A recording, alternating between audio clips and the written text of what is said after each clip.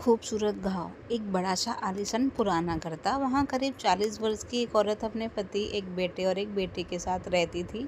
उसके चेहरे पर हमेशा एक मुस्कान धरी रहती थी। सुंदर सी साड़ी और उससे मैचिंग करती बिंदी और हल्के से गुलाबी रंग की लिपस्टिक हर समय उस पर सजी रहती थी। अपनी उम्र की गहरी होती लकीरों को फाउंडेशन की परत से छुपाने की कोशिश करती वह एक चलती-फिरती सुंदर तस्वीर ही लगती थी।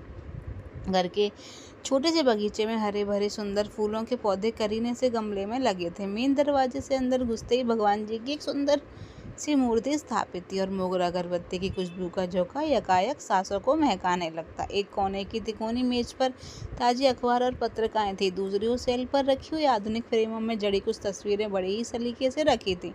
उस बड़े से हॉल में से एक दरवाजा किचन की ओर खुलता था, जहाँ सलीके से रखे बर्तन और वहाँ की साफ सफाई उस औरत की सुगढ़ता को दिखला रहे थे। आप सामने वाली दीवार पर एक बड़ी सी पेंसिल स्केच वाली एक ड्राइंग फ्रेम में लगी बड़ी प्यारी लग रही थी और उस कोने में उस औरत का नाम लिखा था। अपने हाथ में एक कपड़ा लिए वह डाइनिंग टेबल पर रखी प्लेटों को पोंछकर सजा रही थी।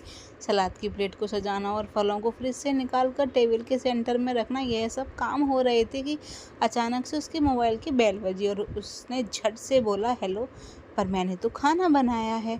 और फ़ोन कट गया। फिर उसके चेहरे पर थोड़े मायूसी के बादल आए, पर दूसरी ही पल वह सहज हो गई, क्योंकि बच्चों के स्कूल से वापस आने का समय था। इसी दिनचर्या में से समय निकाल कर वह औरत बाहर भी जाती, बच्चों की किताबें लेने, साहब की पसंद की सब्जियां लेने, घर को घर बनाए रखने का सामान लेने। स्कूल से लौटते अपने बच्चों को दोनों बाहों में भर लेती और बच्चों के साथ पति का इंतजार करने लगती। बच्चों की आंखों में अपनी मासूम मांग के पूरे होने की चमक होती कि माँ दिन भर कहीं भी रहे, पर उनके स्कूल से लौटने से पहले उन्हें घर में उनके पसंदीदा खाने के साथ माँ हाजिर मिलती चाहे।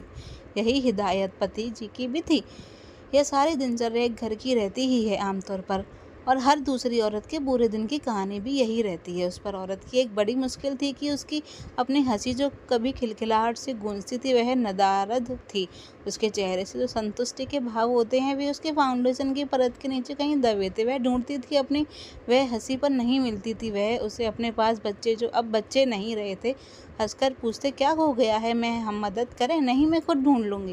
वह अपनी जेब मिटाती हुई कहती, यहाँ इस कमरे में तो नहीं है ना। बच्चे शायद उसका मजाक उड़ाते, फिर अपनी पढ़ाई में व्यस्त हो जाते और माँ को भूल जाते। पर जब किसी चीज़ की ज़रूरत होती या भूख लगती तो माँ की याद आती। बेटी जो अब यौवन की दहलीज पर खड़ी थी पूछती है, मम्मी जस्ट चिल। जब लगता कि आज की ये पीढ़ी कितनी सहजता से बातों को कह लेते हैं, और एक हम हैं कि अपने इमोशनल मन के चक्रव्यूह में ही फंस रहे जाते हैं। ऐसे ही चक्रव्यूह में फंसी वह औरत जो एक सहज हंसी नहीं हंस पाती थी। उसे लगता था कि वह मुखौटा ओढ़े रहती है, हर पल अपनी बहन से बात करते हुए अपनी सबसे प्यारी सहेली नहीं करती थी। मन खुल नहीं पाता था, उसका कुछ था जो उसे खुद से होने से रोकता था। शाम हुई और बच्चे घर से बाहर खेलने निकले तो वह चुपचाप अपने कमरे में गई, साड़ी उतारी और अपने ब्लाउज की दाहिनी बाजू को जरा सा खिसकाया और सामने की टेबल पर रखी नो बेट की स्किन क्रीम को दाहिने कंधे पर दिख रहे गहरे लाल रंग के बड़े से निशान पर मला और वापस ब्लाउज को ठीक से पहनकर दोबारा साड़ी ओढ़ ली।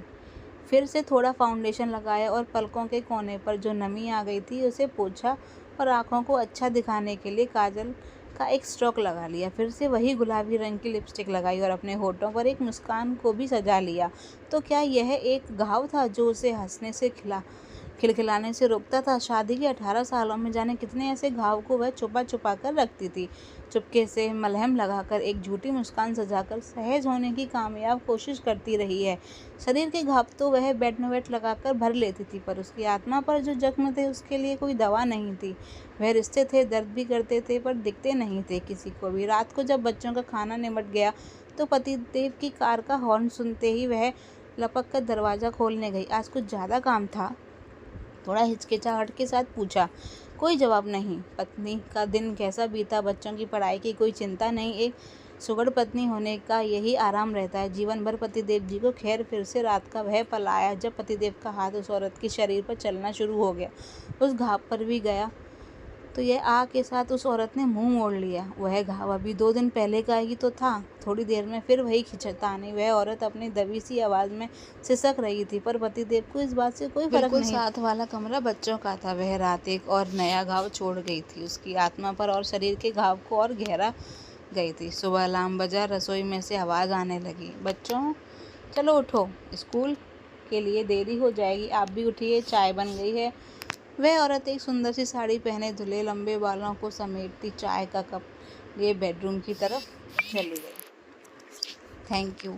स्टोरी अच्छी लगी हो तो लाइक सब्सक्राइब करना एंड शेयर करना ना भूलें।